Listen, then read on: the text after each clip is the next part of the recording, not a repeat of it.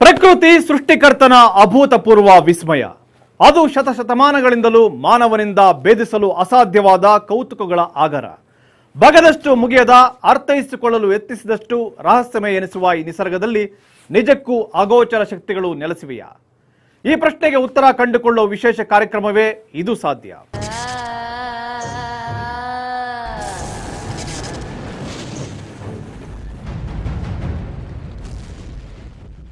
ಅದು ರೈತನೊಬ್ಬನ ಹೊಲದಲ್ಲಿ ಸಿಕ್ಕ ದೊಡ್ಡ ಬಂಡೆಕಲ್ಲು. ಆದರೆ ನೋಡಲು ಮಾತ್ರ ಕಲ್ಲು, ಅದು ಮಾಡುತ್ತಿರುವ ಕಾರ್ಯಗಳು ಮಾತ್ರ ಅಸಾಮಾನ್ಯ. ಎಲ್ಲರೂ ಅದನ್ನು ವಿಸ್ಮಯ ಬಂಡೆ ಅಂತಾನೆ ಕರೀತಾರೆ. ಆ ಬಂಡೆ ವಿಸ್ಮಯಕಾರಕ ತರಂಗಗಳನ್ನು ಹೊರಹಾಕುತ್ತೆ. ಅಷ್ಟೇ ಅಲ್ಲ, ಆ ತರಂಗಗಳಿಗೆ ಸಿಕ್ಕವರೆಲ್ಲ ವಿಚಿತ್ರ ಅನುಭವಗಳಿಗೆ ಒಳಗಾಗುತ್ತಾರೆ. ಹಾಗಾದರೆ ಆ ಬಂಡೆಯ ಕರಾಮತ್ತು ನೋಡೋಣ ಬನ್ನಿ.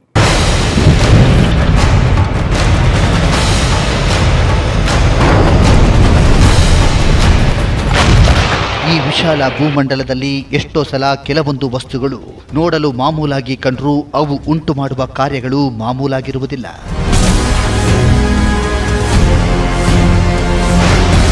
ಅವು ಸಕಲ ಬ್ರಹ್ಮಾಂಡವೇ ಬಿಚ್ಚುವಂತಹ ವಿಚಿತ್ರಗಳನ್ನು, ವಿಸ್ಮಯಗಳನ್ನು ಉಂಟು ಮಾಡುತ್ತಾ ರಹಸ್ಯಗಳಾಗಿ ಕಾಡುತ್ತಿರುತ್ತವೆ.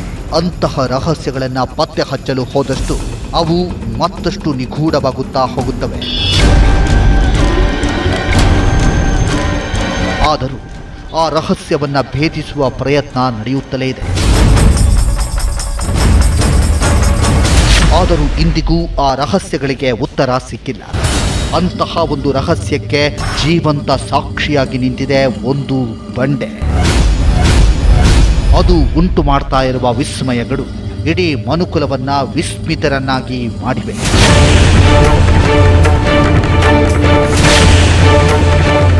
ಹೌದು, ಇದೊಂದು ಬಂಡೆಕಲ್ಲು. ಬಂಡೆಯ ಹತ್ತಿರ ಹೋದವರೆಲ್ಲ ಎಲ್ಲರೂ ಒಂದಿಲ್ಲ ಒಂದು ವಿಚಿತ್ರಗಳಿಗೆ ಒಳಗಾಗಿದ್ದಾರೆ. ಯಾಕಂದ್ರೆ ಅದು ಶಕ್ತಿಯುತ ತರಂಗಗಳನ್ನು ಹೊರಸೂಸುತ್ತಂತೆ. ಈ ಬಂಡೆಯ ಮುಂದೆ ನಿಂತುಕೊಂಡರೆ ಸಾಕು, ಅದು ನಮ್ಮ ಮೈಯೊಳಗೆ ಪ್ರವೇಶಿಸಿದಂತೆ ಭಾಸವಾಗುತ್ತಂತೆ. ಆಗ ಮನಸ್ಸಿನಲ್ಲಿ ಒಂದು ಇಷ್ಟಾರ್ಥವನ್ನ ಬೇಡಿಕೊಂಡರೆ ಅದು ಈಡೇರುವುದು ಖಂಡಿತವಂತೆ. ಅದರಂತೆ ಈಡೇರಿದ ಹಲವು ಉದಾಹರಣೆಗಳು ಇಲ್ಲಿ ಸಿಗುತ್ತವೆ.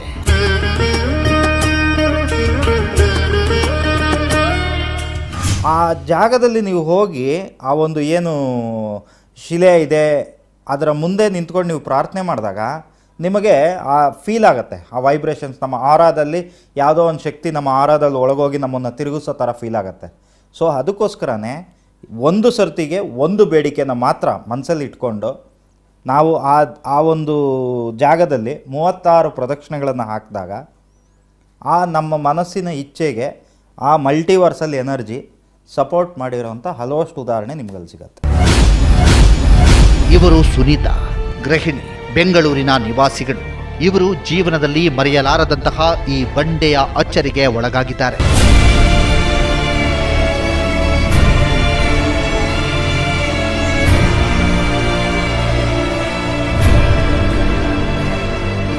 ಕೆಲವು ವರ್ಷಗಳ ಹಿಂದೆ ಇವರ ಜೀವನದಲ್ಲಿ ಮರೆಯಲಾರದಂತಹ ಒಂದು ಘಟನೆ ನಡೆದು ಹೋಗಿದೆ.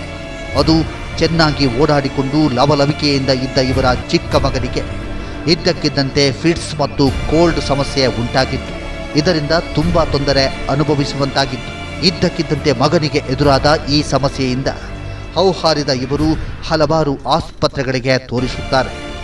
ಆದರೆ ಎಲ್ಲಿ ಹೋದರೂ ಇವರ ಮಗನ ಕಾಯಿಲೆ ವಾಸಿಯಾಗುವುದಿಲ್ಲ.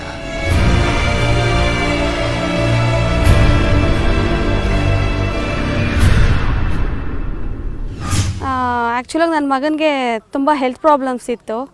ಇಲ್ಲಿಗೆ ಬಂದಮೇಲೆ ಫಿಟ್ಸು ಎಲ್ಲ ಇತ್ತು. ಇಲ್ಲಿಗೆ ಬಂದಮೇಲೆ ನಾವು ತುಂಬ ಹಾಸ್ಪಿಟ್ಲ್ಗಳು ಸುತ್ತಲಾಡಿದ್ವಿ, ಎಲ್ಲ ಕಡೆ ಹೋಗಿ ಬಂದ್ವಿ. ಖರ್ಚು ಅಂದರೆ ಹೇಳೋಕ್ಕಾಗಲ್ಲ, ಸಿಕ್ಕಾಪಟ್ಟೆ 15 ದಿನಕ್ಕೂ ಹಾಸ್ಪಿಟ್ಲ್ಗಳಿಗೆ ಹೋಗ್ತಾ ಇದ್ವಿ. ಎಲ್ಲೂ ಹುಷಾರಾಗಲಿಲ್ಲ. ಬೆಂಗಳೂರಲ್ಲಿ Cloud9 ಹಾಸ್ಪಿಟ್ಲು ಅಂತ ದೊಡ್ಡ ದೊಡ್ಡ ಹಾಸ್ಪಿಟ್ಲ್ಗಳಿಗೆಲ್ಲ ಸುತ್ತಾಡಿದ್ದೀವಿ. ಇದರಿಂದ ವಿಪರೀತ ಚಿಂತಿತರಾಗ್ತಾರೆ.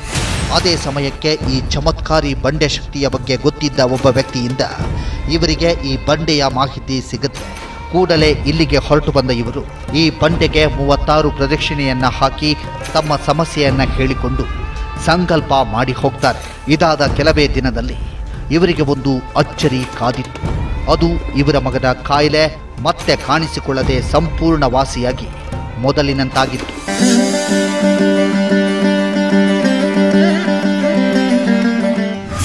ಫಿಟ್ಸ್ ಪ್ರಾಬ್ಲಮ್ ಇತ್ತು, ತುಂಬ ಕೋಲ್ಡ್ ಪ್ರಾಬ್ಲಮ್ ಇತ್ತು, ಎಲ್ಲ ಸುಧಾರಿಸ್ತು. ಇನ್ನೂ ಫ್ಯಾಮಿಲಿ ಪ್ರಾಬ್ಲಮ್ಸ್ ಇತ್ತು, ಅಂದ್ಕೊಂಡಾಗೆಲ್ಲ ನಮಗೆ ನೆರವೇರಿತು. ಈ ಬಂಡೆಯ ವಿಶೇಷ ತರಂಗಗಳ ಬಗ್ಗೆ ಇದು ಇರುವ ಜಮೀನಿನ ಮಾಲೀಕರಿಗೂ ಇದರ ಮಹಿಮೆ ಗೊತ್ತಾಗಿದ್ದು ಒಂದು ಅಚ್ಚರಿಯ ಘಟನೆಯಿಂದಲೇ.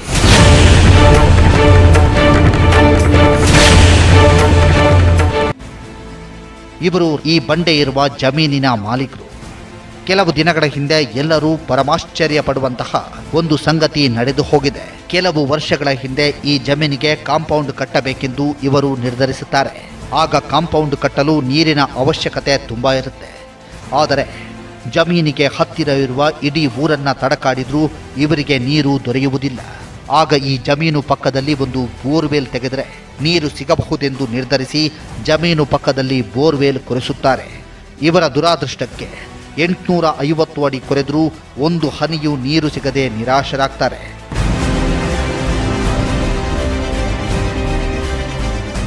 ಕಾಂಪೌಂಡ್ ಕಟ್ಟಕ್ಕೆ ನೀರಿಲ್ಲ, ಬೋರ್ವೆಲ್ ಹಾಕಿದ್ರೆ ಇಲ್ಲಿ ಬೋರ್ನಲ್ಲಿ 850 ಫೀಟ್ ಬೋರ್ ಹಾಕಿ ಫೈಲ್ಯೂರ್ ಆಯಿತು.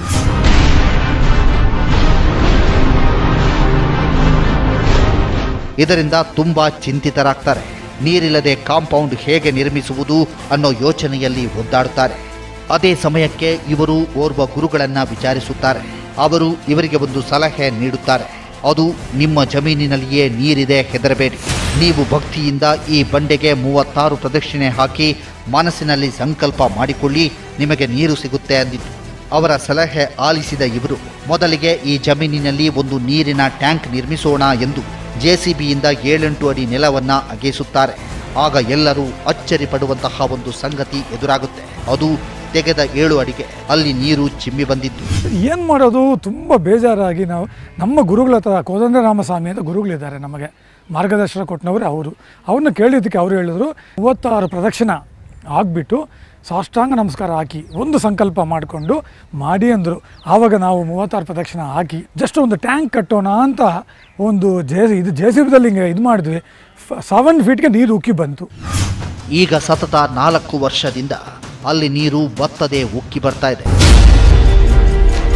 ಇದರಿಂದ ಖುಷಿಯಾದ ಇವರು ಈ ಬಂಡೆ ಸಾಮಾನ್ಯವಾದುದು ಅಲ್ಲವೆಂದು ಅಂದಿನಿಂದ ಬಂಡೆಯನ್ನ ಪೂಜಿಸತೊಡಗುತ್ತಾರೆ. ಈ ಬಂಡೆ ಸ್ಥಳದಲ್ಲಿ ಇನ್ನೂ ಅನೇಕ ಅಚ್ಚರಿಗಳು ನಡೆಯುತ್ತಿವೆ. ಆ ಅಚ್ಚರಿಗಳಿಂದ ಅಸಂಖ್ಯಾತ ಜನರ ಬಾಳು ಬೆಳಗ್ತಾ ಇದೆ.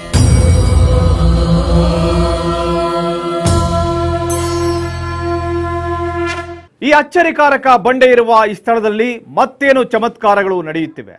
ಇಷ್ಟಕ್ಕೂ ಈ ಪವಾಡ ಬಂಡೆಯ ಹಿಂದಿನ ರಹಸ್ಯವಾದರೂ ಏನು? ನೋಡೋಣ ಒಂದು ಸಣ್ಣ ಬ್ರೇಕ್ನ ನಂತರ.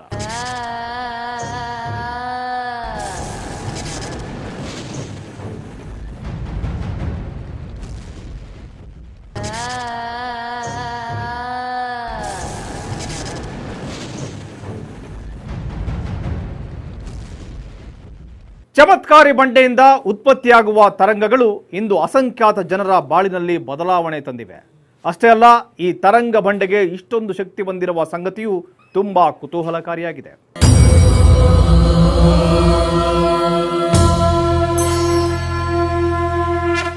ವಿಸ್ಮಯಕಾರಕವಾದ ಸಕಾರಾತ್ಮಕ ತರಂಗಗಳನ್ನು ಹೊರಸೂಸುತ್ತಿರುವ ಈ ಬಂಡೆಯಿಂದ ದೂರವಾಗದ ಕಷ್ಟಗಳೇ ಇಲ್ಲ ಎಂಬಂತಾಗಿದೆ. ಇದು ಅಸಂಖ್ಯಾತ ಜನರ ಬಾಳಲ್ಲಿ ಬೆಳಕು ಮೂಡಿಸಿ ಅವರ ಬಾಳು ಬೆಳಗಿದೆ, ಈಗಲೂ ಬೆಳಗ್ತಾ ಇದೆ. ನಾನು ಮತ್ತು ಸಾಹೇಬರು ಒಂದು ಅದೇ ರಿಯಲ್ ಎಸ್ಟೇಟ್ ಬಿಸ್ನೆಸ್ ಮಾಡ್ತೀವಿ. ಯಾವುದೋ ಒಂದು ಭೂಮಿಯ ಬಗ್ಗೆ ನಾವು ಕೈ ಹಾಕಿದ್ವಿ, ಅದರ ಬಗ್ಗೆ ಪ್ರಾರ್ಥನೆ ಮಾಡಿಕೊಂಡಿದ್ವಿ. ಅದು ಏನೋ ಒಂದು ಡೆವಲಪ್ಮೆಂಟ್ ಆಗ್ತಾ ಇದೆ ಇಲ್ಲಿ ಬಂದ ಮೇಲೆ. ಇವರು ಶಿವಣ್ಣ, ಗಾರೆ ಕೆಲಸದ ಮೇಸ್ತ್ರಿ. ಕೆಲವು ದಿನಗಳ ಹಿಂದೆ ತೀರಾ ಬಡವರಾಗಿದ್ದ ಇವರು ಒಂದು ಹೊತ್ತಿನ ಊಟಕ್ಕೂ ಅಲೆದಾಡಬೇಕಾದ ಪರಿಸ್ಥಿತಿಯಲ್ಲಿದ್ದರು. ಅಲ್ಲಿ ಇಲ್ಲಿ ಗಾರೆ ಕೆಲಸ ಮಾಡಿಕೊಂಡು ಬಂದ ಬಿಡಿಗಾಸಿನಲ್ಲಿ ಜೀವನ ಸಾಗಿಸ್ತಾ ಇದ್ರು.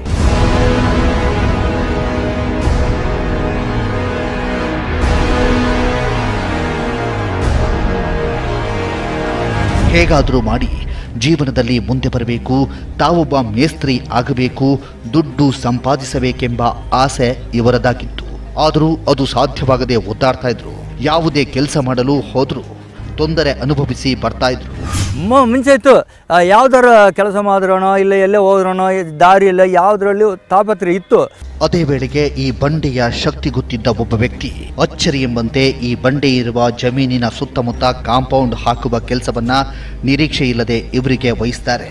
ಖುಷಿಗೊಂಡ ಇವರು ಈ ಬಂಡೆಯ ಹತ್ತಿರ ಬಂದ ಮೊದಲ ದಿನವೇ ತಮ್ಮ ಮನದ ಇಚ್ಛೆಯನ್ನ ತಿಳಿಸಿಬಿಡುತ್ತಾರೆ.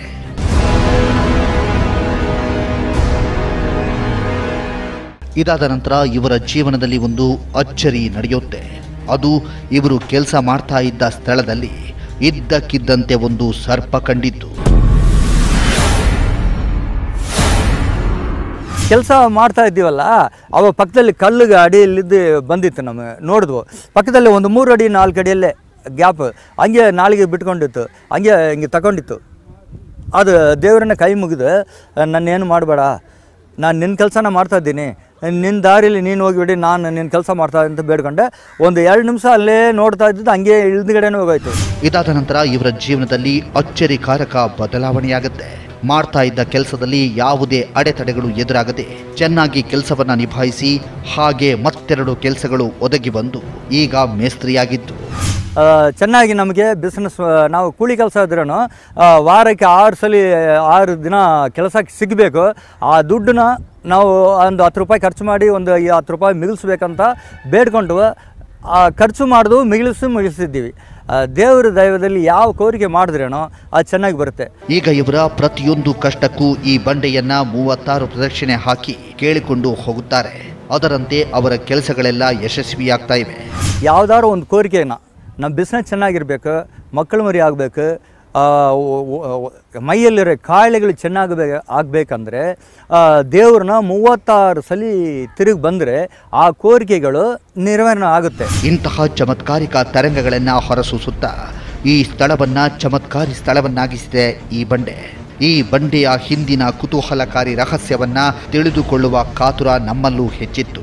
ಅದನ್ನ ಸ್ಥಳೀಯರಲ್ಲಿ ವಿಚಾರಿಸಿದಾಗ ನಮಗೆ ಅದರ ಹಿಂದಿನ ಕತೆ ಹೇಳಿದ್ರು. ಇವರು ವೇಣುಗೋಪಾಲ್ ಗುಪ್ತಾ. ಇವರ ಕುಟುಂಬದಲ್ಲಿ ಸುಮಾರು 8 ವರ್ಷಗಳ ಹಿಂದೆ ಇಲ್ಲಿ ನಡೆದ ಒಂದು ಸತ್ಯ ಕತೆ. ಆಗ ಈ ಸ್ಥಳದಲ್ಲಿರುತ್ತೆ ಒಂದು ಕಾಡು, ಅದರ ಮಧ್ಯದಲ್ಲಿ ಒಂದು ಚಿಕ್ಕ ಹಳ್ಳಿ. ಆ ಹಳ್ಳಿಯಲ್ಲಿತ್ತು ಈ ವೇಣುಗೋಪಾಲ್ರವರ ತಾತನ ಒಂದು ಸಾಧಾರಣ ಕುಟುಂಬ. ತಲೆಮಾರುಗಳಿಂದ ಅದೇ ಊರಿನಲ್ಲಿ ವ್ಯವಸಾಯ ಮಾಡಿಕೊಂಡು ಜೀವನ ಸಾಗಿಸ್ತಾ ಇದ್ದ ರೈತಾಪಿ ಕುಟುಂಬ. ಆದರೆ ಬರುತ್ತಾ ಆ ಊರಿನಲ್ಲಿ ಆದಾಯದ ಮೂಲ ಕಡಿಮೆಯಾಗುತ್ತೆ. ಆಗ ಉದ್ಯೋಗವನ್ನ ಅರಸಿ ಬೆಂಗಳೂರಿಗೆ ಬಂದು ಹಲವಾರು ವ್ಯಾಪಾರ ಉದ್ಯೋಗಗಳಿಗೆ ಕೈ ಹಾಕ್ತಾರೆ. ಇವರು ಏನಾಗುತ್ತೆ, ಇವ್ರದ್ದು ಇಲ್ಲೇ ಒಂದು ಕಾಡಿನ ಮಧ್ಯದಲ್ಲಿ ಒಂದು ವಿಲೇಜು. ಸುಮಾರು ಒಂದು 50-60 ವರ್ಷದ ಹಿಂದಿನಿಂದ ಅಲ್ಲಿ ಒಂದು 100 ಅವರ ತಲೆಮಾರು ಅಲ್ಲೇ ಜೀವನ ಮಾಡ್ಕೊಂಡು ಬರ್ತಾ ಇರ್ತಾರೆ. ಆ ವಿಲೇಜಿಂದ ಕಾಲಾನಂತರ ಸಂಸಾರ ದೊಡ್ಡದಾಗತ್ತೆ, ಮಕ್ಕಳು ಮರಿ ಸಂಸಾರ ದೊಡ್ಡದಾಗ್ತಾ ಹೋಗುತ್ತೆ. ವ್ಯಾಪಾರ ನಿಮಿತ್ತ ಅವರು ಆ ಫಾರೆಸ್ಟ್ ಏರಿಯಾದಲ್ಲಿದ್ದಂಥ ಹಳ್ಳಿಯಿಂದ ಬೆಂಗಳೂರಿಗೆ ಬರ್ತಾರೆ. ಇವರ ದುರಾದೃಷ್ಟಕ್ಕೆ ಯಾವ ಒಂದು ಕೆಲಸವೂ ಇವರ ಕೈ ಹಿಡಿಯೋದಿಲ್ಲ. ಆಗ ನಿರಾಶೆಗೊಂಡ ಇವರು ವಾಪಸ್ಸು ಊರಿಗೆ ಹೋಗ್ತಾರೆ. ಇದ್ದ ಅವರ ಜಮೀನಿನಲ್ಲಿ ಸ್ವಲ್ಪ ಜಮೀನನ್ನ ಮಾರುತ್ತಾರೆ. ಇನ್ನುಳಿದ ಈ ಅರ್ಧ ಜಮೀನಿನಲ್ಲಿ ಅವರೇಕಾಯಿ ಹಾಕಿ ಬೇಸಾಯ ಮಾಡುತ್ತಾರೆ. ಆದರೆ ಅಲ್ಲೂ ಇವರಿಗೆ ಅದೃಷ್ಟ ಕೈ ಹಿಡಿಯದೆ ಬೆಳೆ ಸರಿಯಾಗಿ ಬರದೆ ನಷ್ಟ ಅನುಭವಿಸುತ್ತಾರೆ. ಆದರೆ ಅಲ್ಲಿ ಅವರಿಗೆ ಒಂದು ಹೊಸ ಆಲೋಚನೆ ಬರುತ್ತೆ. ಆಗ ಮನೆಯಲ್ಲಿ ತಮ್ಮ ಜೀವನಕ್ಕೆಂದು ಇಟ್ಟಿದ್ದ ಅವರೇಕಾಯಿಯನ್ನ ಒಂದು ಹೊಸ ವಿಧದಲ್ಲಿ ಮಾರಿದ್ದು ಅದರಿಂದ ಒಳ್ಳೆ ಲಾಭ ಬಂದಿದ್ದು ಅದು ಒಂದು ಹೊಸ ಟ್ರೆಂಡನ್ನೇ ಹುಟ್ಟು ಹಾಕುತ್ತೆ.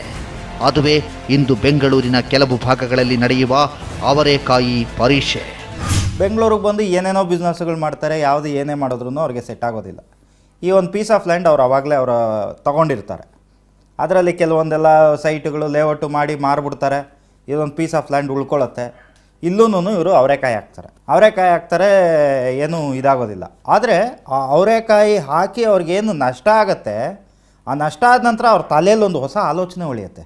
ಇವತ್ತು ಆ ಆಲೋಚನೆ ಹೆಂಗಾಗಿದೆ ಅಂದರೆ ಒಂದು ಹೊಸ ಟ್ರೆಂಡ್ನೇ ಕ್ರಿಯೇಟ್ ಮಾಡಿಬಿಡ್ತು. ಚಿಕ್ಕವರೆ ಬೆಳೆ ಅಂದರೆ ಬೆಂಗಳೂರಿನ ವಿ ಪುರಮ್ಮು, ಸಜ್ಜನರಾವ್ ಸರ್ಕಲ್ಲು, ಆ ಭಾಗಗಳಲ್ಲೆಲ್ಲ ಇವತ್ತದು ಒಂದು ಟ್ರೆಂಡ್.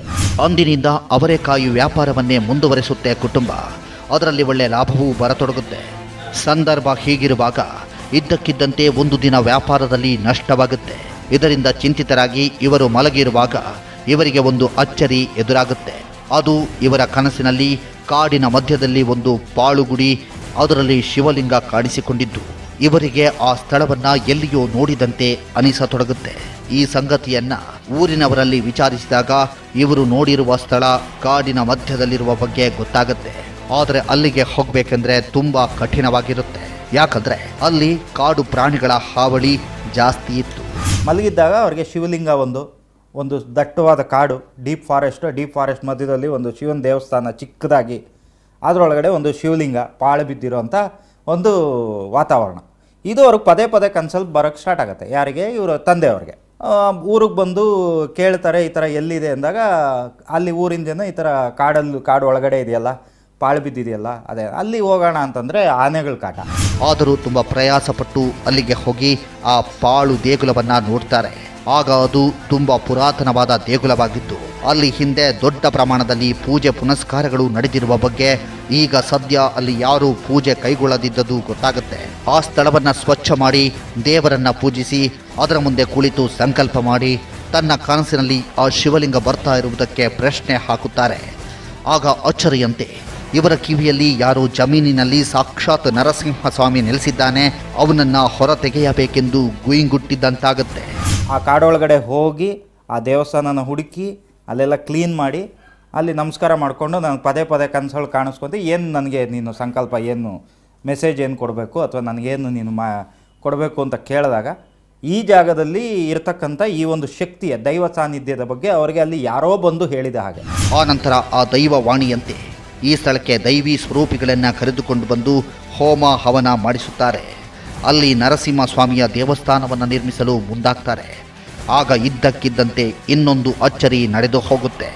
ಅದುವೇ ದೇವಸ್ಥಾನ ನಿರ್ಮಾಣಕ್ಕಾಗಿ ಜಮೀನಿನಲ್ಲಿರುವ ಬಂಡೆಗಳನ್ನು ತೆಗೆದು ಕ್ರೇನ್ ಮುಖಾಂತರ ಬಂಡೆಗಳನ್ನು ಜಮೀನಿನಿಂದ ಆಚೆ ಹಾಕುವಾಗ ಒಂದು ಬಂಡೆ ಇದ್ದಕ್ಕಿದ್ದಂತೆ ವಾಸ್ತು ಪ್ರಕಾರವಾಗಿ ಕುಸಿದು ವಿಚಿತ್ರ ತರಂಗಗಳನ್ನು ಹೊರಹೊಮ್ಮಿಸತೊಡಗಿದ್ದು. ಈ ಒಂದು ಕಲ್ಲು ಅವರು ಅಲ್ಲಿಂದ ತೆಗೆದು ಟ್ರಾನ್ಸ್ಪೋರ್ಟ್ ಮಾಡ್ಬೇಕಾದ್ರೆ ಕರೆಕ್ಟಾಗಿ ಬ್ರಹ್ಮಸ್ಥಾನ ಆ ಜಾಗಕ್ಕೆ ನಡುಮಧ್ಯೆ ಬ್ರಹ್ಮಸ್ಥಾನ ಕರೆಕ್ಟಾಗಿ ಮ್ಯಾಗ್ನೆಟಿಕ್ ನಾರ್ತು ಮ್ಯಾಗ್ನೆಟಿಕ್ ಸೌತ್ಗೆ ಎಕ್ಸಾಕ್ಟ್ ಈಸ್ಟು ವೆಸ್ಟ್ಗೆ ಎಕ್ಸಾಕ್ಟಾಗಿ ಕೂತಿದೆ ಅದು. ಈ ಜಮೀನು ಮಾಲೀಕರ ನಷ್ಟದಲ್ಲಿದ್ದ ಅವರೆಕಾಯಿ ವ್ಯಾಪಾರ ಮತ್ತೆ ಅಭಿವೃದ್ಧಿಯಾಗತ್ತೆ. ಯಾರೇ ಬಂದು ಈ ಬಂಡೆಯ ಹತ್ತಿರ ನಿಂತು ತಮ್ಮ ಇಷ್ಟಾರ್ಥಗಳನ್ನು ಹೇಳ್ಕೊಂಡ್ರೆ ಅವು ಈಡೇರತೊಡಗುತ್ತವೆ. ಒಂದು ಬಂಡೆಯಲ್ಲಿ ತನ್ನ ಶಕ್ತಿ ತುಂಬಿ ಇಷ್ಟೆಲ್ಲ ಅಚ್ಚರಿಗಳಿಗೆ ಕಾರಣವಾಗಿ ವಿಶೇಷವಾದ ತರಂಗಗಳನ್ನು ಹೊರಬೀಳಿಸುತ್ತಿರುವ ದೇವನೇ ಸ್ವಾಮಿ ಲಕ್ಷ್ಮೀ ನರಸಿಂಹಸ್ವಾಮಿ. ನಮಸ್ತಸ್ಮೈ ನಮಸ್ತಸ್ಮೈ ನಮಸ್ತಸ್ಮೈ ಮಹಾತ್ಮನೇ ನಾಮರೂಪಂ ನಯಸ್ಯೈಕೋ ಯೋಸ್ತಿತ್ವೇನೋಪಲಭ್ಯತೆ. ಈ ನರಸಿಂಹಸ್ವಾಮಿ ಇಷ್ಟು ದಿನ ಯಾಕೆ ನೆಲದಲ್ಲಿ ಹೂತು ಹೋಗಿದ್ದ? ಇಲ್ಲಿ ಇನ್ನೂ ಕೆಲವು ಅಚ್ಚರಿಗಳು ನಡೆದಿವೆ. ಜೊತೆಗೆ ಈ ಸ್ಥಳದಲ್ಲಿ ಒಂದು ಚಮತ್ಕಾರಿ ಕಲ್ಯಾಣಿ ಇದೆ. ಹಾಗಾದರೆ ಆ ಕಲ್ಯಾಣಿಯ ಮಹಿಮೆ ಏನು? ಇಷ್ಟಕ್ಕೂ ಇದು ಇರುವುದಾದರೂ ಎಲ್ಲಿ? ನೋಡೋಣ ಮತ್ತೊಂದು ಬ್ರೇಕ್ನ ನಂತರ.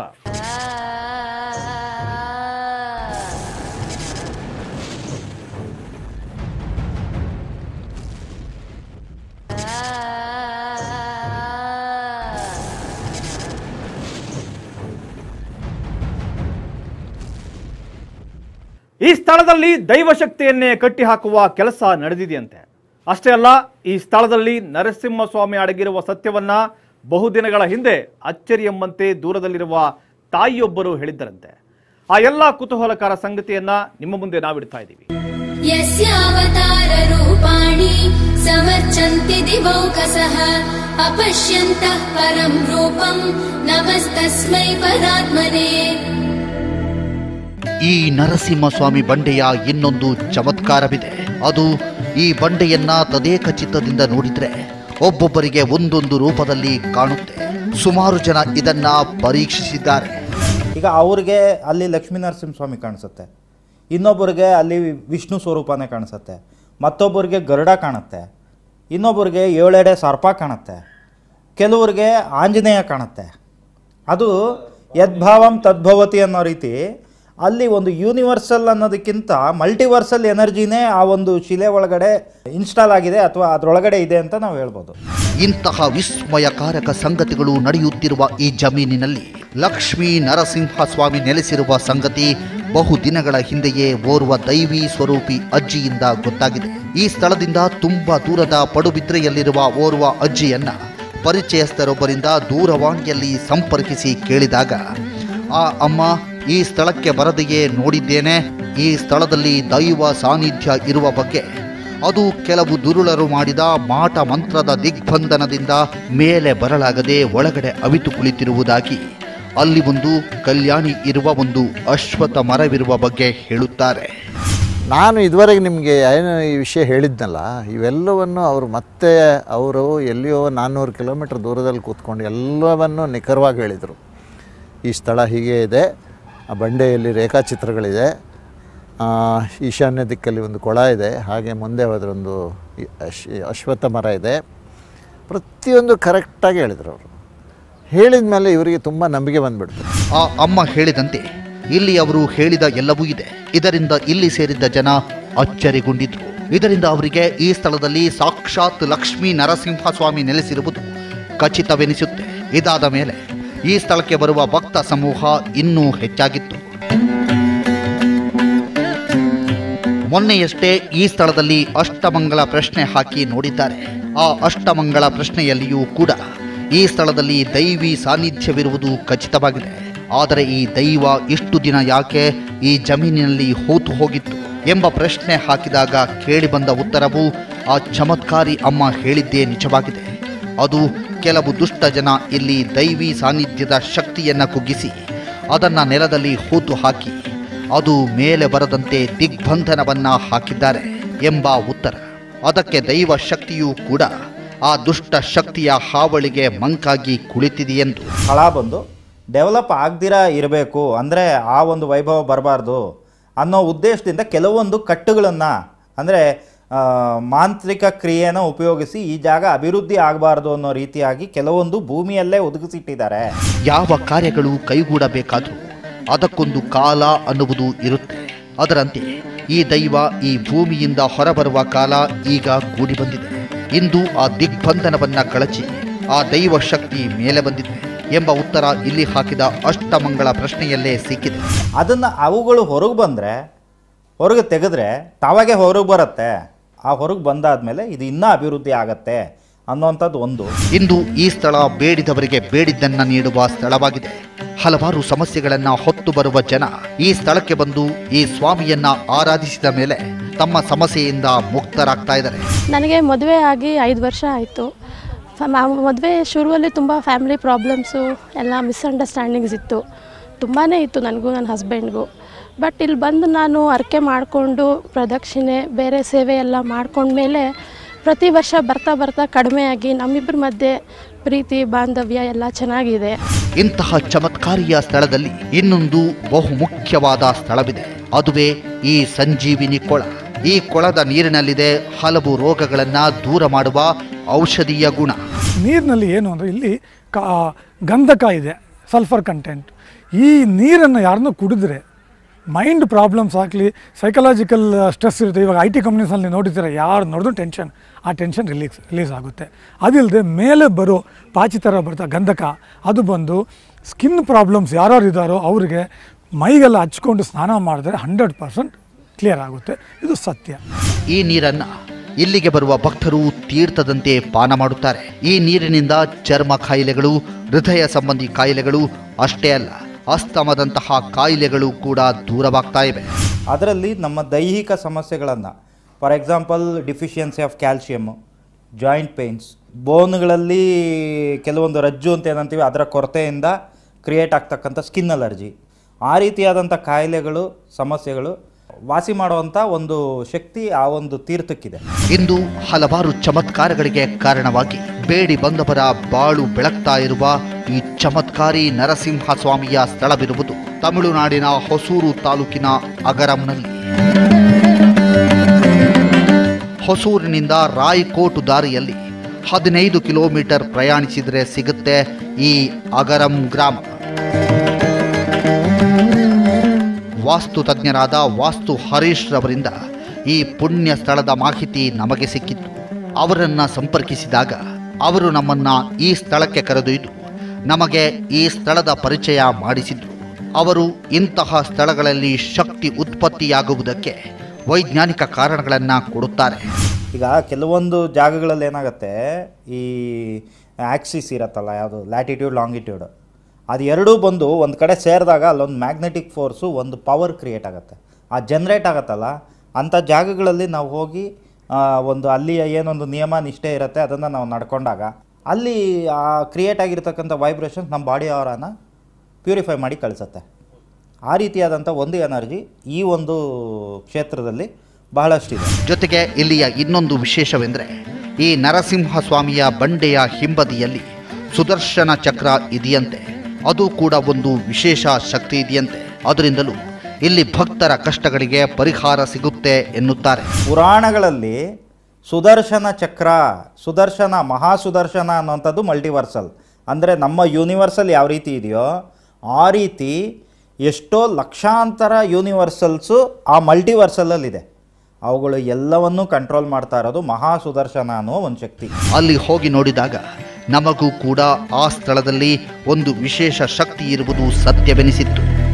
ಯೋಂತಸ್ತಿಷ್ಠತ್ಯಶೇಷಸ್ಯ ಪಶ್ಯತೀಶ ಶುಭಾಶುಭಂ ತಂ ಸರ್ವಸಾಕ್ಷಿಣಂ ವಿಷ್ಣುಂ ನಮಸ್ತೆ ಪರಮೇಶ್ವರಂ. ಅಂದು ಈ ಸ್ಥಳದಲ್ಲಿ ಶಕ್ತಿ ದೇವನಾಗಿ ನೆಲೆಸಿ ಕೆಲವು ದುರುಳರ ಕುತಂತ್ರದಿಂದ ದುಷ್ಟ ಶಕ್ತಿಗಳ ದಿಗ್ಬಂಧನಕ್ಕೆ ಒಳಗಾಗಿ ಈ ಜಮೀನಿನಲ್ಲಿ ಅಸಹಾಯಕನಾಗಿ ಕುಳಿತಿದ್ದ ಸಾಕ್ಷಾತ್ ಲಕ್ಷ್ಮೀ ನರಸಿಂಹಸ್ವಾಮಿ ಇಂದು ಅವುಗಳ ದಿಗ್ಬಂಧನದಿಂದ ಹೊರಬಂದು ಈ ಸ್ಥಳದಲ್ಲಿ ಮತ್ತೆ ತನ್ನ ಚಮತ್ಕಾರಗಳನ್ನು ಪವಾಡಗಳನ್ನು ಮಾಡುತ್ತಾ ಭಕ್ತರ ಬಾಳು ಬೆಳಗ್ತಾ ಇರುವುದು ಸಂತೋಷದ ವಿಷಯ. ಈ ಕಾರ್ಯ ಹೀಗೆ ಮುಂದುವರಿಯಲಿ, ಮತ್ತಷ್ಟು ಭಕ್ತರು ಈ ಸ್ವಾಮಿಯ ಅನುಗ್ರಹಕ್ಕೆ ಪಾತ್ರರಾಗಲಿ ಎಂದು ಬೇಡಿಕೊಳ್ಳೋಣ. ಸರ್ವಗತ್ವಾದನಂತಸ್ಯ ಸಯೇವಾಹಮವಸ್ಥಿತ ಮತ್ತ ಸರ್ವಮಹಂ ಸರ್ವಂ ಮಯಿ ಸರ್ವಂ ಸನಾತನೇ. ಅಹಮೇವಾಕ್ಷಯೋ ನಿತ್ಯ ಪರಮಾತ್ಮಾತ್ಮ ಸಂಶಯಃ ಬ್ರಹ್ಮ ಸಂಜ್ಞೋಹಮೇವಾಗ್ರೇ ತಥಾಂತೆ ಚ ಪರಃ ಪುಮಾನ್. ಒಬ್ಬ ರೈತನ ಜಮೀನಿನಲ್ಲಿ ಸಿಕ್ಕ ಬಂಡೆಯೊಂದು ದೈವ ಸ್ವರೂಪ ತಾಳಿ ಇಂದು ಅಸಂಖ್ಯಾತ ಭಕ್ತರ ಬಾಳು ಬೆಳಗುತ್ತಿದೆ ಎಂದರೆ ನಂಬಲು ಕಷ್ಟವೆನಿಸಬಹುದು. ಈಗಿನ ಕಾಲದಲ್ಲಿಯೂ ಇದು ಸಾಧ್ಯನಾ ಎಂಬ ಪ್ರಶ್ನೆ ಮೂಡಬಹುದು. ಆದರೆ ಈ ಬಂಡೆಯ ವಿಶೇಷ ತರಂಗಗಳ ಶಕ್ತಿಗೆ ಒಳಗಾಗಿ ತಮ್ಮ ಕಷ್ಟಗಳಿಂದ ದೂರವಾದ ಹಲವಾರು ಉದಾಹರಣೆಗಳು ಇಲ್ಲಿವೆ. ವಿಜ್ಞಾನ ಏನೇ ಅಂದರೂ, ತಂತ್ರಜ್ಞಾನ ಎಷ್ಟೇ ಮುಂದುವರೆದಿದ್ದರೂ ನಂಬಿಕೆಯಲ್ಲಿ ಇದು ಸಾಧ್ಯ ಅಂತ ಹೇಳ್ತಾ ಈ ಕಾರ್ಯಕ್ರಮ ಮುಗಿಸ್ತಾ ಇದ್ದೀವಿ. ನಿಖರ ಸುದ್ದಿಗಾಗಿ ನೋಡ್ತಾ ಇರಿ ಪ್ರಜಾ ಟಿವಿ. ಇಂತಹ ಘಟನೆ, ಸ್ಥಳ ಮತ್ತು ವ್ಯಕ್ತಿಗಳ ಬಗ್ಗೆ ಮಾಹಿತಿ ನಿಮ್ಮಲ್ಲಿದ್ದರೆ ಸಂಪರ್ಕಿಸಬೇಕಾದ ವಿಳಾಸ ಪ್ರಜಾ ಟಿವಿ, ಇದು ಸಾಧ್ಯ ವಿಭಾಗ, ಶೇಜಾನ್ ಲಾವೆಲೆ 4ನೇ ಮಹಡಿ, number 15, Walton road, Bengaluru 560001. Phone number 7022010519.